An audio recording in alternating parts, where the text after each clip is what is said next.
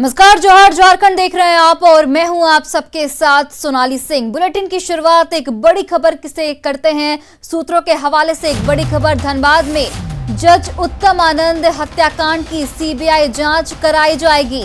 झारखंड सरकार ने सीबीआई जांच की अनुशंसा की है। हेमंत सरकार ने केंद्रीय गृह मंत्रालय से इसकी अनुशंसा की।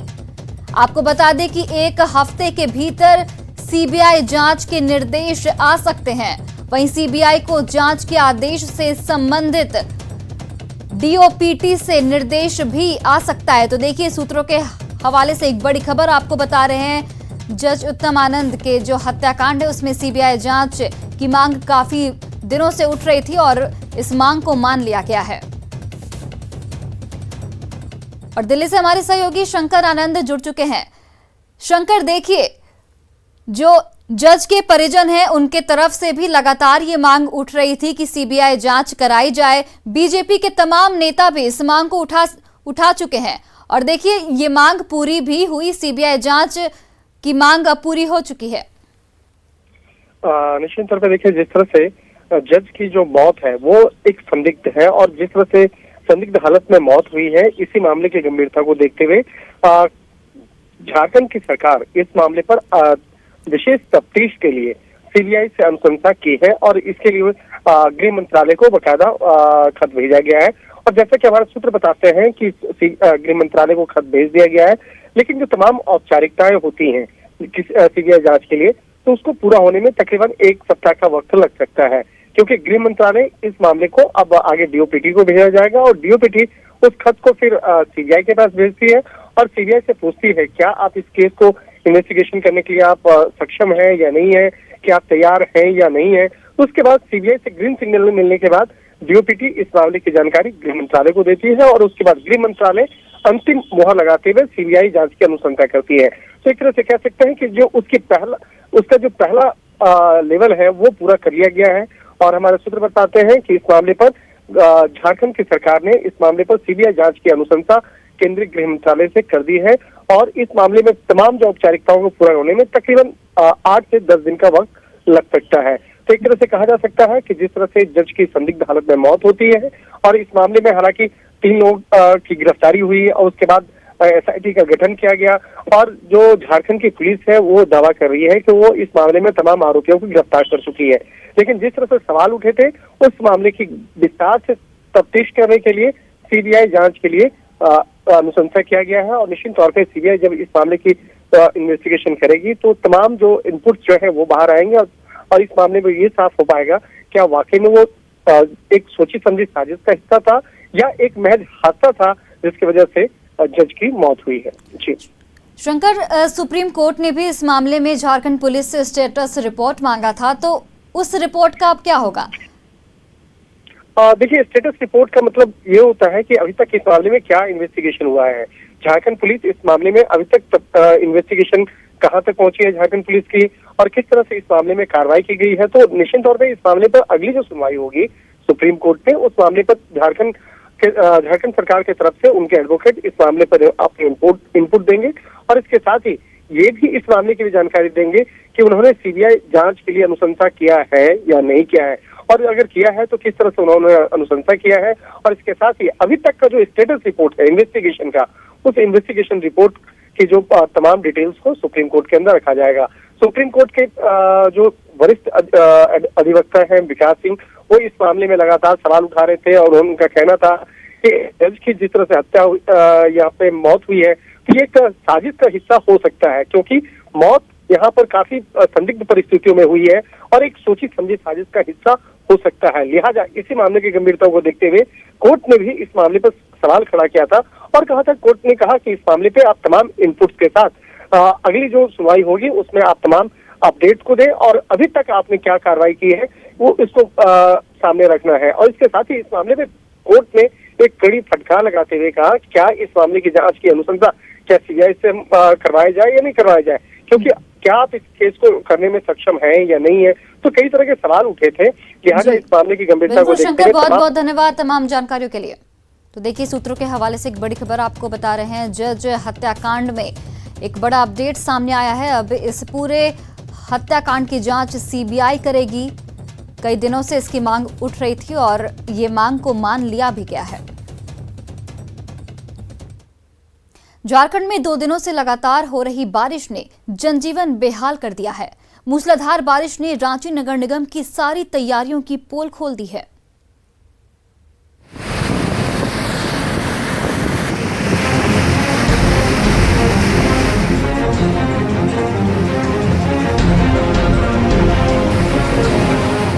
ज्वार भाटा जैसी दिखने वाली तेनू घाट डैम से पानी की ये उफनती धारा बता रही है कि हालात कितने भयावह हैं।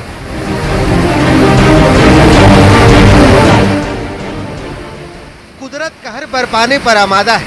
2 दिनों की बारिश से तमाम नदियां उफान पर है। रांची से होकर बहने वाली भूरी नदी उफान पर है। ये नजारा है रांची के गिंजो ठाकुर गांव का, जहां पहाड़ी मंदिर के बीचों बीच कैसे पहाड़ी नदी की धारा बह रही है आप देख सकते हैं। आप देख सकते हैं यहाँ पर मान्यता है कि 21 शिवलिंग है यहाँ पर, और 21 शिवलिंग इस समय नदी के जलधारा के नीचे दबी हुई है। आपको फिलहाल नजर नहीं आएगी यहाँ पर। और यहाँ पर सामने आप देख सकते हैं कि एक शिवलिंग यहाँ पर ऊपर में मौजूद है, जहाँ पर शेषनाग की मूर्ति भी बनाई गई है। पिछले 2 दिनों की मूसलाधार बारिश ने जिंदगी बेहाल कर दिया है। रांची का कोई इलाका हो, गली मोहल्ला हो, सड़कें, घर सब पानी से तरबतर है। ये नजारा है हरमू इलाके का, जहां सड़कों पर जल जमाव है। सड़कों पर चल रही गाड़ियां कैसे डूबी हुई हैं, तस्वीरों में आप खुद देख सकते हैं। सड़कों पर पानी में गाड़ियां रेंग तो रही हैं, लेकिन पानी से बाहर आते ही उनकी क्या हालत हो रही है, इसे भी आप देख लीजिए। भी हम आपको जो ये गाड़ी उधर से आई थी दिखा सकते हैं वो किस तरह से खराब हो चली है। ये बारिश के अंदर से उधर से आई है गाड़ी, जो सड़कों पर डूबती हुई देख सकते हैं। धुआं इसके पूरी तरह से गाड़ी में जो है पानी वो घुस चुका है और गाड़ी आकर यहाँ पर खड़ी हो चली है। तो ये कुछ स्थिति है। लगातार हो रही बारिश ने राजधानी रांची के कई परिवारों को बेघर कर दिया है। अरगोड़ा चौक से सटे इलाकों में बारिश का पानी घर में घुस जाने से लोग दूसरी जगह शिफ्ट होने को मजबूर हैं। कई परिवार छोटे छोटे बच्चों के साथ दूसरी जगहों पर शरण लिए हुए हैं। लोग परेशान हैं, लेकिन जिला प्रशासन या नगर निगम चैन की नींद सो रहा है। बारिश को लेकर जितनी तैयारियां थी वो सब बौनी साबित हुई हैं। बारिश ने पूरे सिस्टम की पोल खोल कर रख दी है। रांची नगर निगम के ड्रेनेज सिस्टम की कलई खुल चुकी है। न्यूज 18 के लिए रांची से संजय सिन्हा, अविनाश कुमार और ओम प्रकाश की रिपोर्ट। और देखिए, बारिश ने राजधानी रांची को पानी पानी कर दिया है। घरों में पानी घुस गए हैं। बारिश ने लोगों को जलकैदी बना दिया है। वहीं मेस में पानी घुसने से पुलिस कर्मियों की भी परेशानी बढ़ गई है।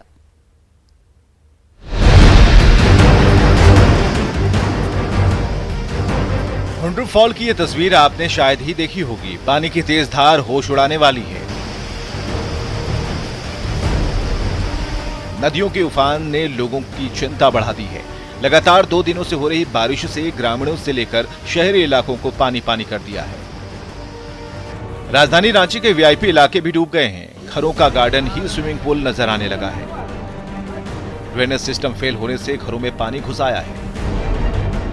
अब इन तस्वीरों को देखिए। रातू के काठी टांड चौक के पास कई घरों में पानी घुस गया है। क्या किचन और क्या बेडरूम, सभी जगह पानी पानी है।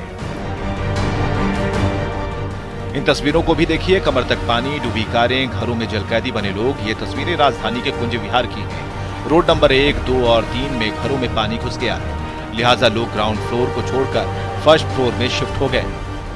पानी में तैरती इन सब्जियों को देखिए। हाल झारखंड पुलिस क्लब का है। पूरे किचन में पानी ही पानी है। वहीं बैरक में भी पानी घुस गया है। मेस में पानी घुसने से पुलिस कर्मियों के लिए खाना बनाना मुश्किल हो रहा है। दिन बारिश अगर तेज हुआ उस दिन मेस बंद हो जाता है। लोग खाने के लिए भी लाला पड़ जाता है। इधर उधर जा कर के रोड पे, होटल में, जहां तहां अपना किसी तरह से खाना पीना खाते हैं लोग। यानी आफत की बारिश ने राजधानी को पानी पानी कर दिया।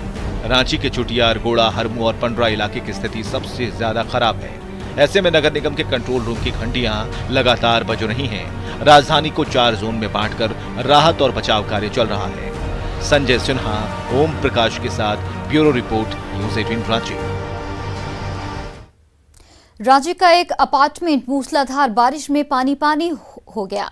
पार्किंग एरिया में इतना पानी भर गया कि वहां खड़ी दर्जनों कारें तैरने लगी, तो अपार्टमेंट में रहने वाले जलकैदी बन गए।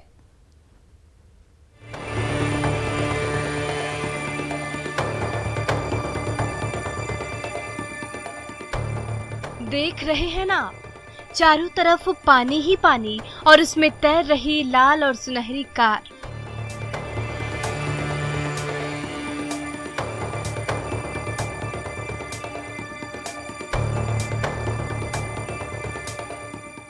नहीं, ये कारों का स्विमिंग पूल तो कतई नहीं है जनाब।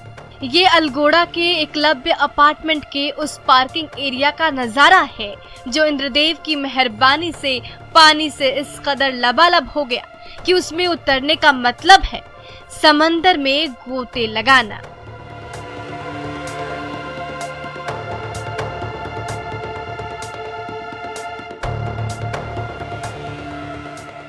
मूसलाधार बारिश के दौरान जब अपार्टमेंट के बाहर जमा पानी को निकालने का रास्ता नहीं मिला तो सारा का सारा पानी अपार्टमेंट के पार्किंग स्पेस में घुस गया और वहां खड़ी कारें उस पानी में तैरने लगी।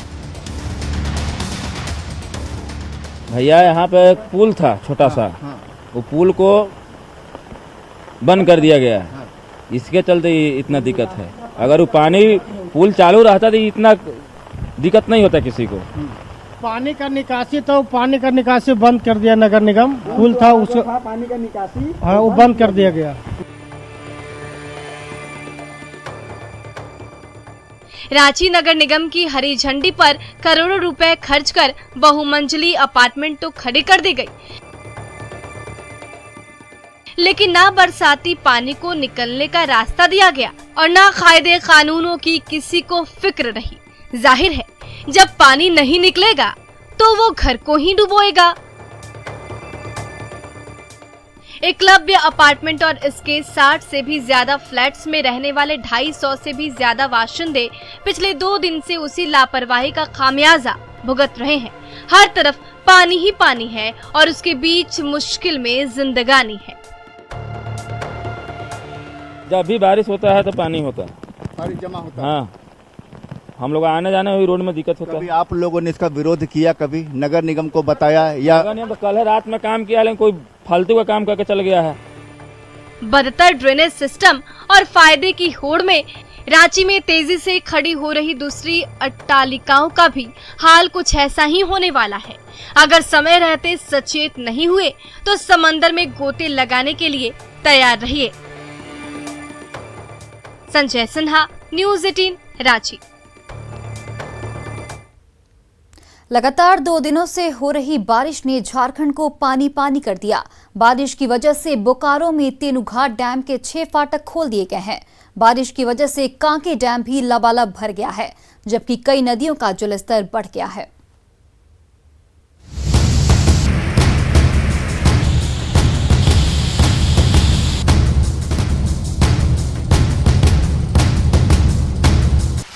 झारखंड को कई सालों बाद बोकारो और क्या जमशेदपुर, हर तरफ बस पानी ही पानी है और लोग परेशान। बोकारो में हो रही बारिश के बाद नदियों का जलस्तर लगातार बढ़ता जा रहा है। पानी का दबाव कम हो सके इसके लिए तेनुघाट डैम के 6 फाटक खोल दिए गए हैं। इसी वजह से नदी किनारे रह रहे लोगों को अलर्ट पर रखा गया है। लगातार 2 दिनों से हो रही बारिश की वजह से कोयलांचल की लाइफलाइन माने जाने वाली दामोदर नदी उफान पर है। चूंकि रामगढ़ के लोगों ने ऐसे हालात कई सालों बाद देखा है, यही वजह है कि नदी किनारे लोगों की भीड़ जुटी जा रही है। बारिश की वजह से पतरातू डैम का जलस्तर भी 1331 RL पर पहुंच गया है, जो खतरे के निशान से ऊपर है। डैम का फाटक खोले जाने की वजह से दामोदर और नलकारी नदी उफान पर है।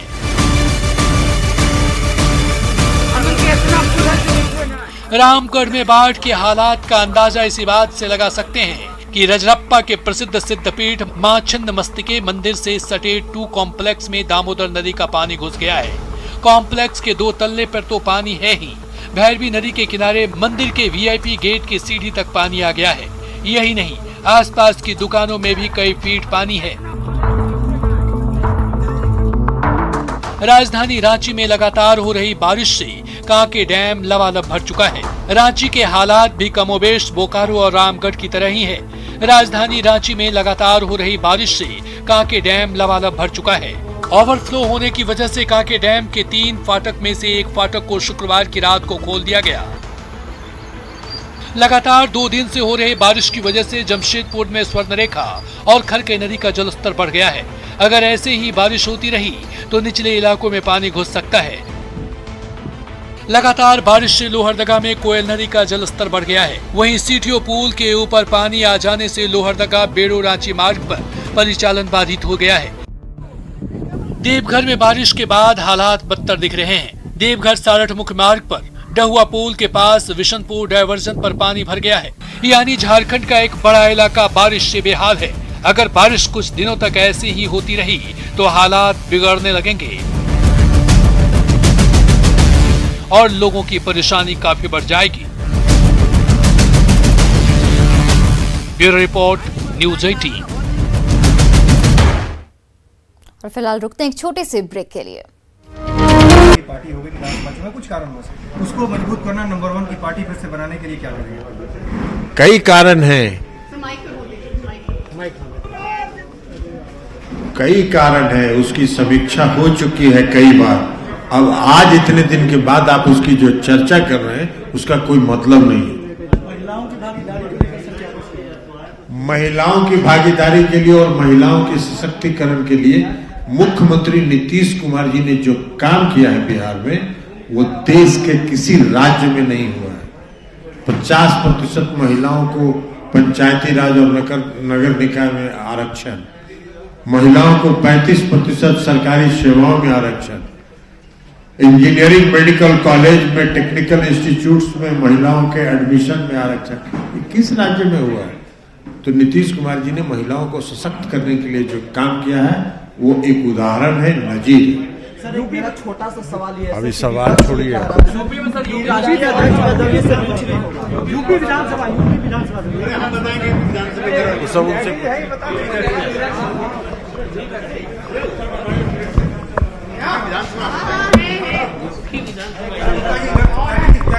चाहिए, सभी लोग नीचे से कैमरा लेके आ रहे हैं।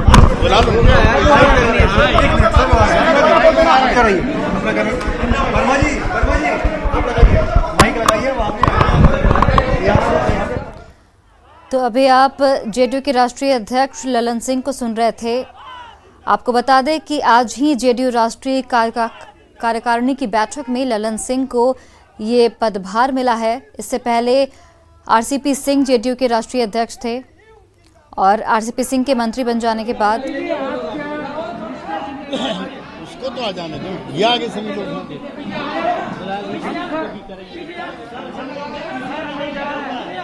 हम लोग का कुछ नहीं पता था, हम लोग कोई बाइट नहीं ले पाए सर। तो कहाँ तो हटेगा सब यहाँ ही ना, ये लगा लो, इसके यहाँ लगा लो। तो आपको बता दें कि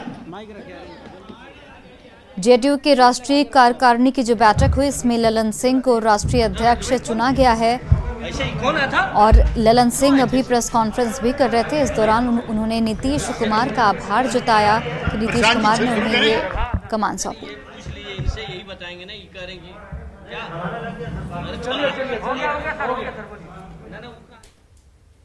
और फिलहाल इस बुलेटिन में इतना ही। आप देखते रहिए न्यूज़ 18 बिहार झारखंड।